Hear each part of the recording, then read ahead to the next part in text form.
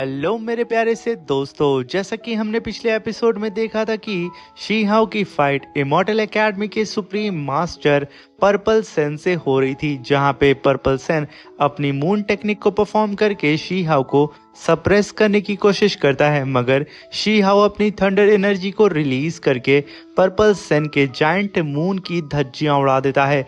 ये देख करके पर्पल यान सेन भड़क चुका था। वो अपने राइट हैंड को उठा करके अपने सारे ही मून के टुकड़ों को इकट्ठा करता है और उसकी स्पिरिचुअल एनर्जी को कलेक्ट करके purple true phoenix treasure technique को परफॉर्म करके आसमान में एक जायंट सी फेनिक्स को अपीयर करता है, जहां पे उस फेनिक्स का कहर चारों ही तरफ हमें नजर आ रहा होता है। मेरे प्यारे से दोस्तों, इस एपिसोड को स्टार्ट करने से पहले मैं अपने व्यूवर्स और जिन प्यारे भाइयों ने मेरी पिछली वीडियो पे कमेंट किया है, मैं उन सबको तहे दिल से धन्यवाद कहना चाहता हूं। साथ में मेरे प्यारे से नए व्यूवर्स, आप भी इसी तरीके से कमेंट कर सकते हैं। मैं आपके कमेंट का स्क्रीनशॉट लेके अपनी नेक्स्ट वीडियो में उसे शो जरूर करूंगा। साथ में मेरे प्यारे से दोस्तों, चैनल पे अगर नए आए हैं तो प्लीज चैनल को लाइक शेयर सब्सक्राइब करके हमें सपोर्ट करें और साथ में वीडियो अच्छी लगी हो तो अपने दोस्तों के साथ में भी शेयर जरूर करिएगा।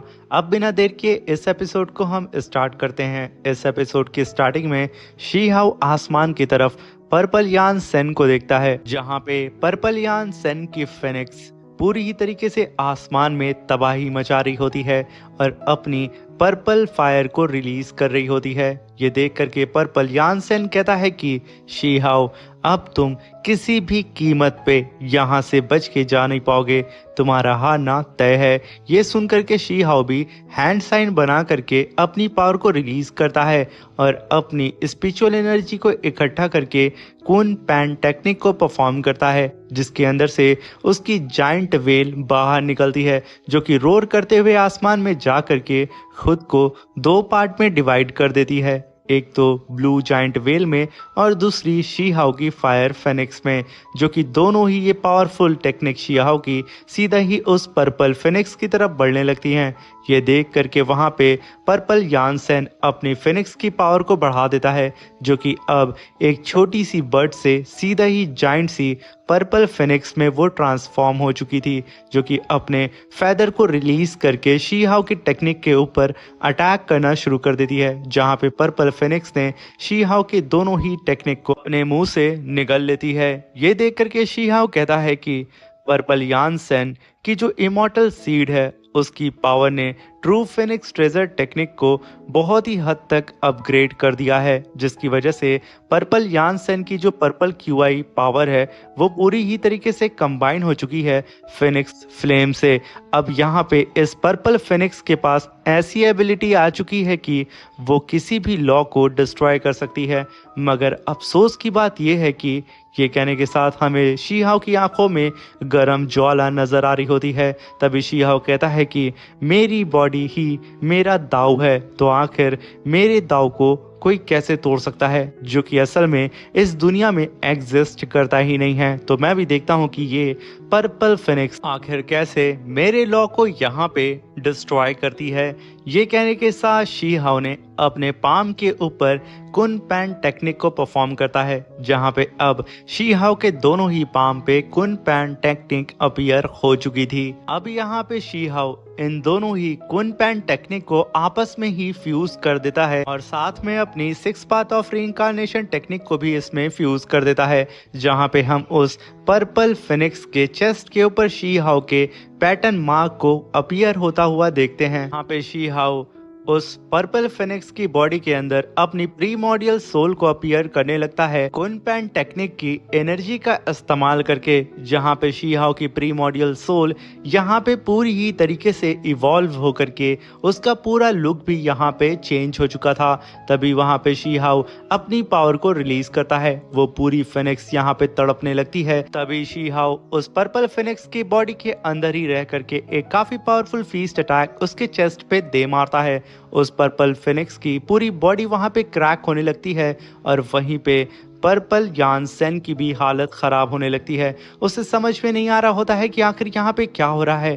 तभी हम देखते हैं कि उस फेनिक्स की बॉडी क्रैक होती है और शी हाओ की स्पिरिचुअल एनर्जी बहुत ही तेजी से चारों ही तरफ फैलने लगती है और इधर पर्पल यानसेन की हालत खराब होते जा रही होती है। तभी हम देखते हैं कि शी हाओ की वेल उस पर्पल फेनिक्स की आंख को फाड़ करके बाहर निकलती है। वहाँ पे पर्पल फेनिक्स चीख चीख के चिल्ला रही होती है। वहीं पे शी हाओ की फायर फेनिक्स उस पर्पल फेनिक्स की दूसरी आंख को फाड़ करके बाहर निकलती है। अब यहाँ पे शी हाओ की दोनों ही टेक्निक आज़ाद हो चुकी थी। तभी ये चीज़ देख करके पर्पल यानसेन अपनी पावर को इकट्ठा करता है और अपनी पर्पल फेनिक्स को फिर से हील करने लगता है और दूसरे अटैक की तैयारी करता है। मगर यहाँ पे वो अपने अटैक को कास्ट कर पाता उससे पहले ही शी हाओ मुस्कुराता है और अपनी कुनपेन टेक्निक को पूरी तरीके से चार्ज करके सीधा ही उससे उस पर्पल फेनिक्स के ऊपर अटैक कर देता है। यहाँ पे ये पर्पल यानसेन कुछ और समझ पाता शी हाओ की फेनिक्स और उसकी वेल पल भर में उस जाइंट सी पर्पल फेनिक्स की धज्जियां उड़ा देती हैं और एक ब्लास्ट के साथ वो पर्पल फेनिक्स डिस्ट्रॉय हो जाती है, जिसकी वजह से यहाँ पे पर्पल यानसेन जो कि उस ब्लास्ट की वजह से छटक करके दूर गिरता है और उसके मुंह से खून तक निकल आता है। उसे यहाँ पे समझ में नहीं आ रहा होता है कि आखिर शी हाओ ने ऐसी कौन सी टेक्निक यहाँ पे कास्ट की जो कि फ्यू सेकंड के अंदर उसकी पर्पल फेनिक्स को डिस्ट्रॉय करके उसे यहाँ पे हरा दिया।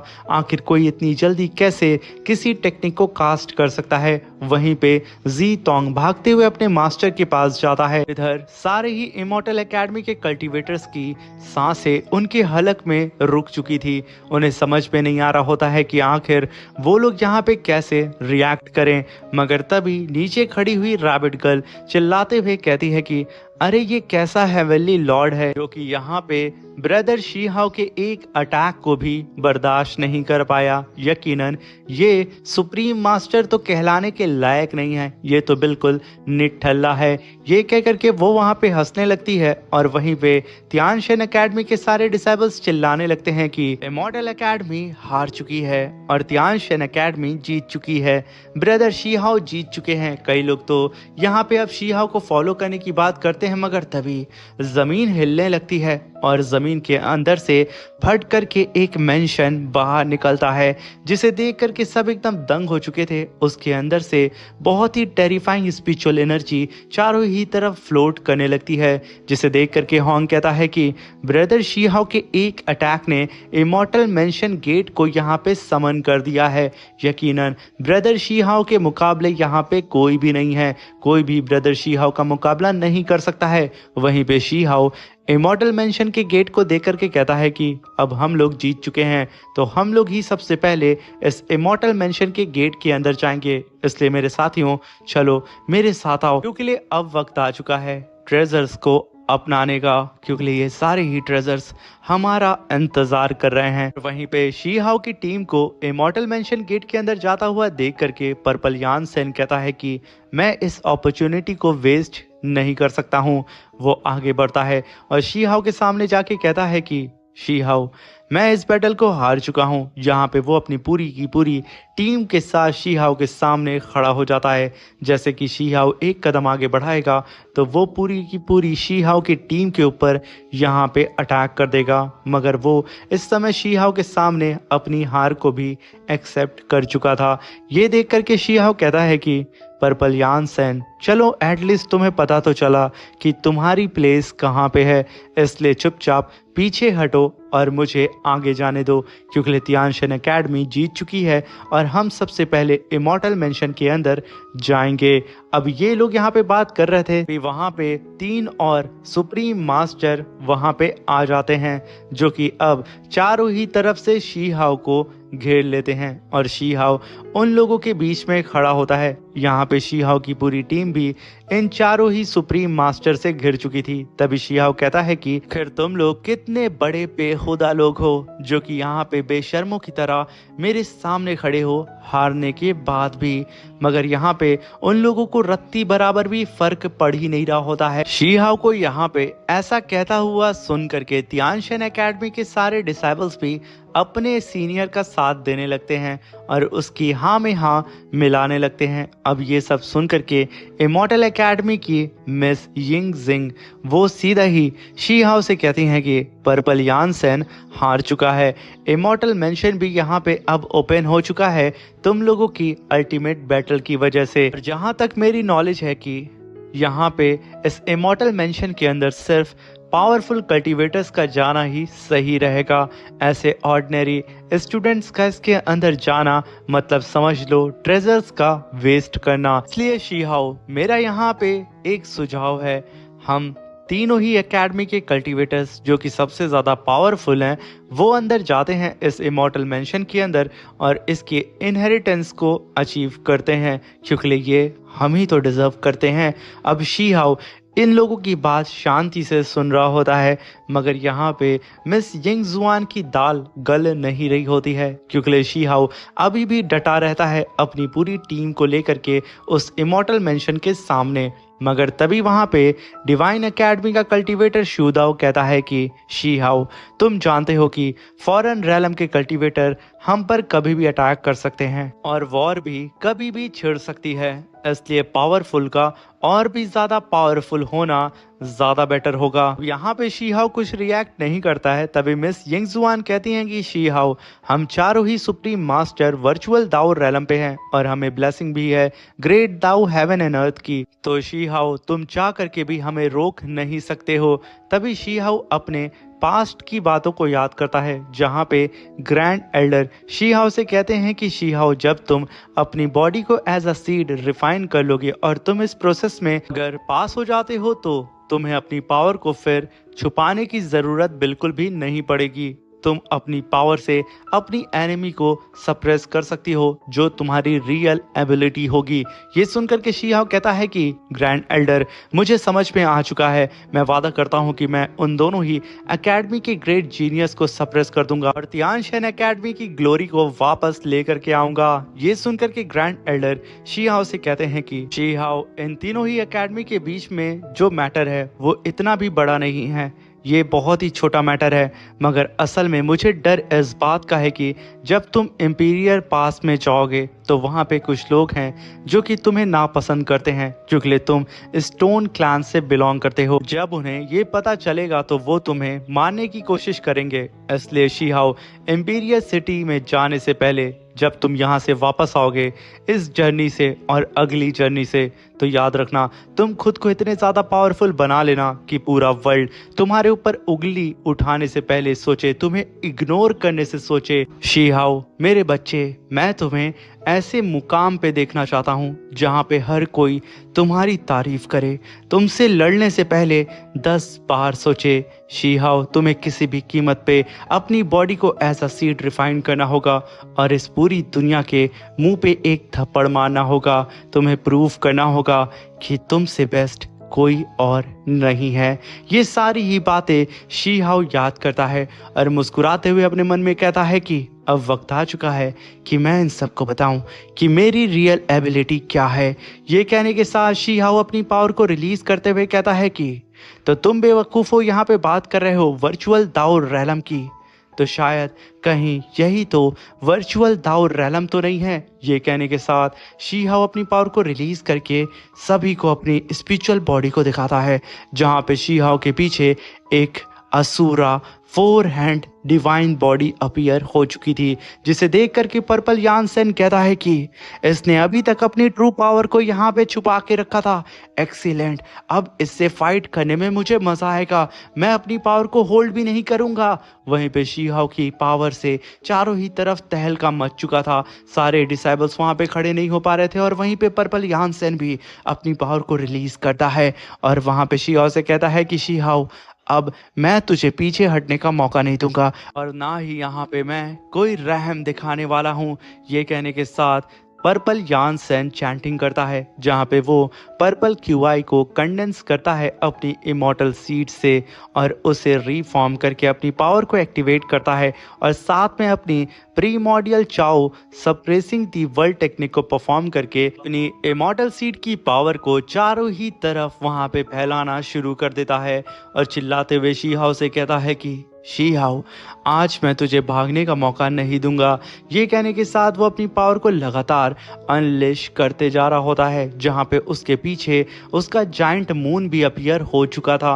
वहीं पे हम देखते हैं कि आसमान से एक जाइंट स्पीयर सीधा नीचे आता है, जिसे यहाँ पे पर्पल यानसेन पकड़ लेता है। और जैसे ही उसने उस स्पीयर को पकड़ा था, वो अपनी स्पिरिचुअल पावर को रिलीज करता है, जहाँ पे पर्पल यानसेन की धर्मा बॉडी हमें नजर आती है। तो यहाँ पे शी हाओ भी अपनी पावर को रिलीज करता है और कहता है कि क्या यही है पर्पल यानसेन, तुम्हारी primordial purple QI immortal seed की पावर। कहने के साथ शी हाओ अपनी पावर को लगातार रिलीज करता है। वहीं पे पर्पल यानसेन कहता है कि मेरे पास इनविजिबल सीड है और मैं किसी भी कीमत पे हारने वाला नहीं हूँ, क्योंकि मेरी इनविजिबल सीड मुझसे फ्यूज हो चुकी है। तभी शी हाओ कहता है कि बेवकूफ, मेरी बॉडी ही मेरी इनविजिबल सीड है, तो भला कोई एक्सटर्नल ऑब्जेक्ट मुझे कैसे हराएगा। वहीं पे रैबिट गर्ल शी हाओ की पावर को देख करके कहती है कि मैं यहाँ पे फील कर पा रही हूँ कि जैसे कि मैंने फ्यू सेकंड में पूरे के पूरे यूनिवर्स को देख लिया है, मेरा सर चकरा रहा है।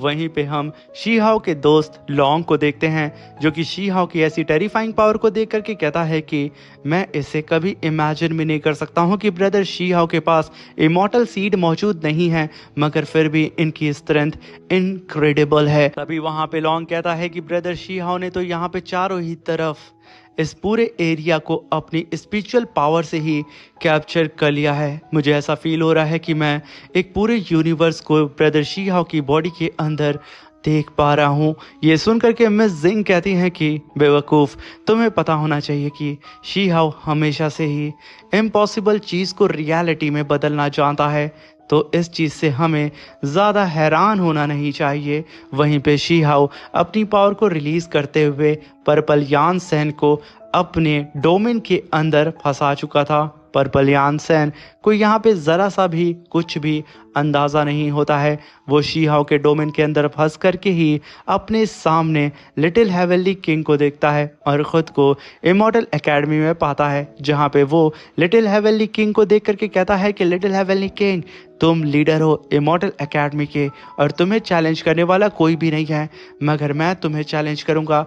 ये कहने के साथ वो उसके ऊपर अटैक करने के लिए चला जाता है, मगर यहाँ पे जब लिटिल हेवनली किंग पलटता है तो वो असल में शी हाओ होता है।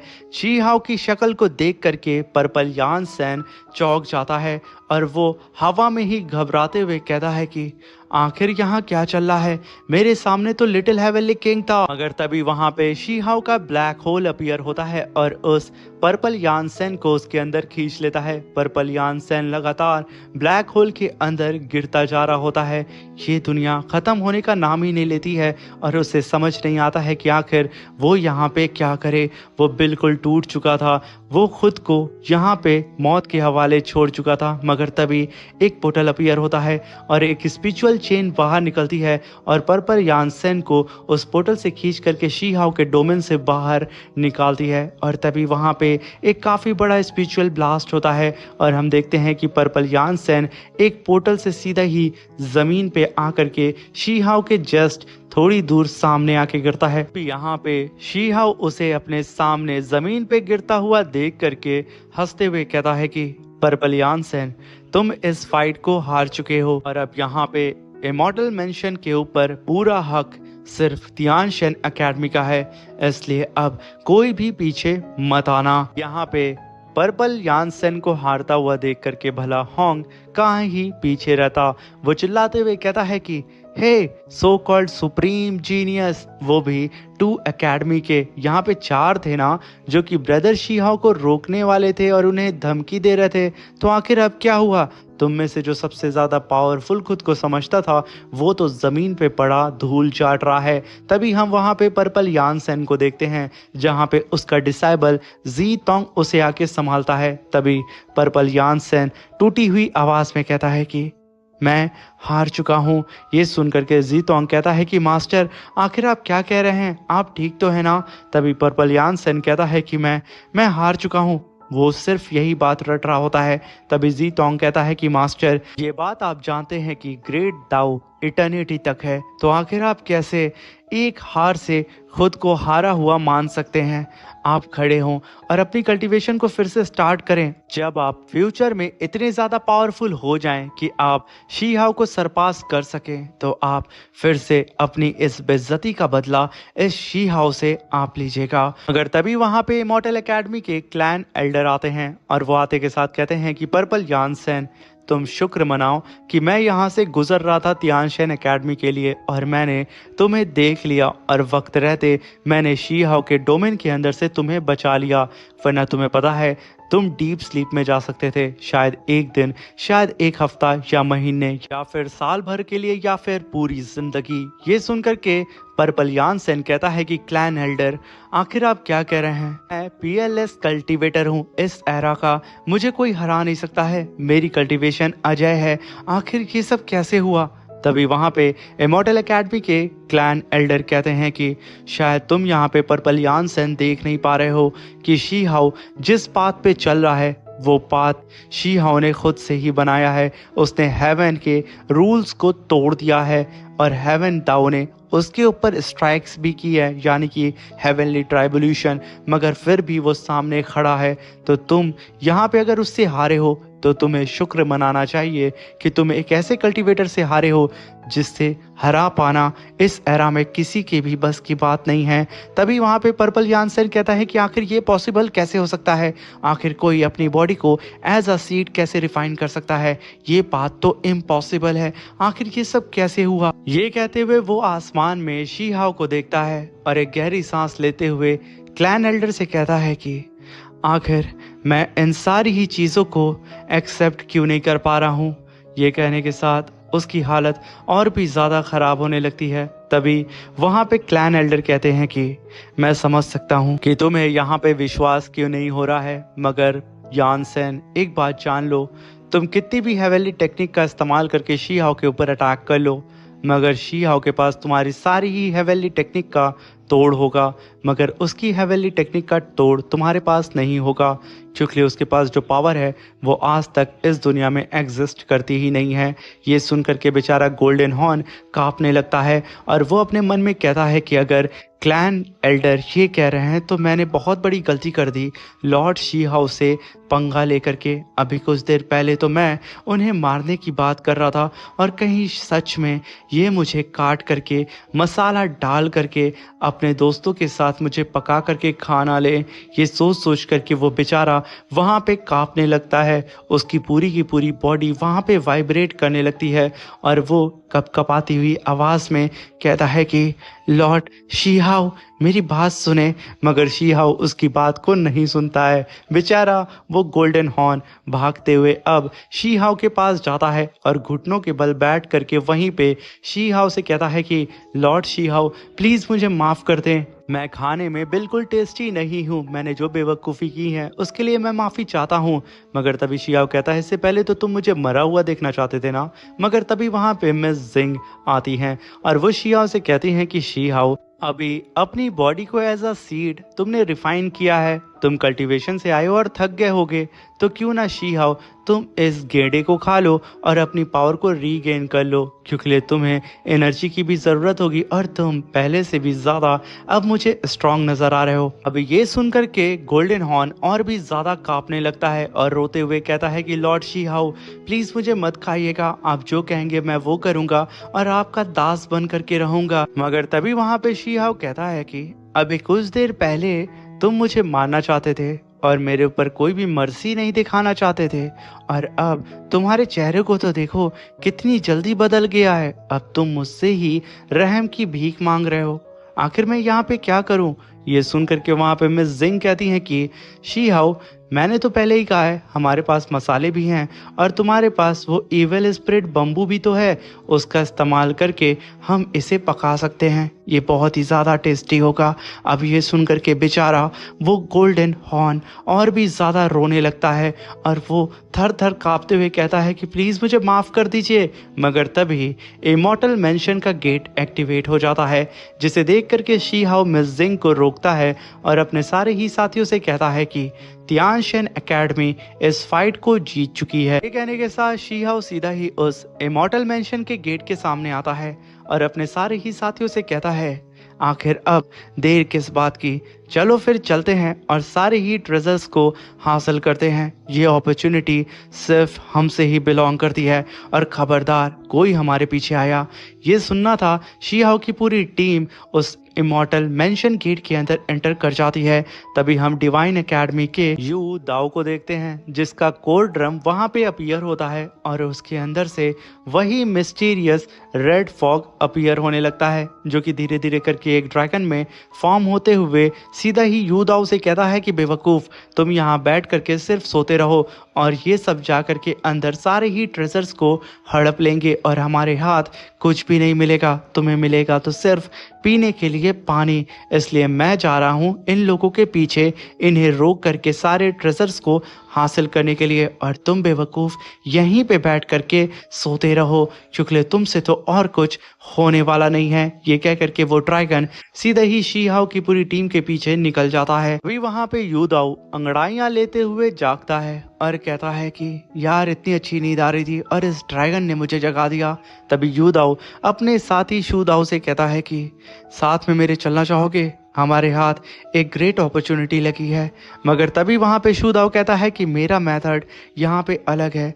अब यहाँ पे ये लोग किस कोड वर्ड में बात कर रहे थे इसे क्लियर नहीं बताया जाता है। तभी हम देखते हैं कि अदर सारे ही कल्टीवेटर्स बहुत ही तेजी से उड़ते हुए उस इमॉर्टल मेंशन गेट के अंदर जाने लगते हैं। अब उन लोगों को जाता हुआ देख करके पर्पल यानसेन जो कि ऑलरेडी बहुत ज़्यादा घायल हो चुका था, वो अपने डिसाइबल के साथ उड़ते हुए उन सब के पीछे उस इमॉर्टल गेट के अंदर एंटर कर जाता है। तभी हम देखते हैं कि शी हाओ की पूरी टीम शी हाओ को फॉलो करते हुए इमॉर्टल मेंशन के और भी डीप में जाने लगती है। मगर सडन शी हाओ को आभास होता है कि कोई तो है जो कि उसके पीछे आ रहा है। तभी शी हाओ पलट के देखता है जहां पे एक फायर टोर्नेडो शी हाओ की टीम का पीछा कर रहा होता है। शी हाओ बहुत ही तेजी से रिएक्ट करता है और टेलीपोर्ट होकर के उस टोर्नेडो के सामने आता है और खींच करके एक फीस्ट अटैक उस टोर्नेडो के ऊपर दे करके उसे वहीं पे होल्ड कर देता है।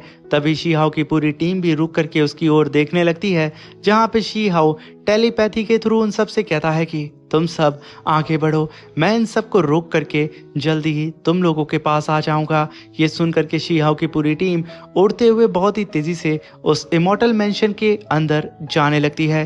तभी शी हाओ के सामने वही रेड ड्रैगन अपीयर होता है जो कि शी हाओ से कहता है कि बच्चे, क्या तुम अकेले मुझे रोक सकते हो और क्या तुम अकेले अपने साथियों को बचा सकते हो?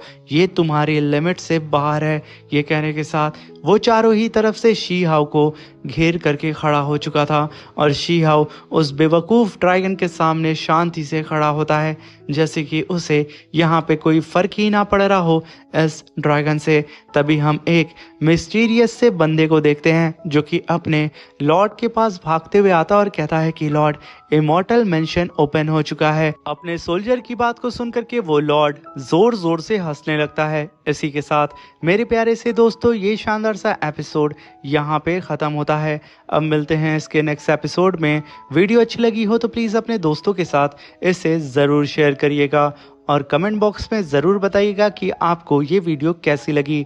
Thank you for watching. Bye bye, take care, love you all.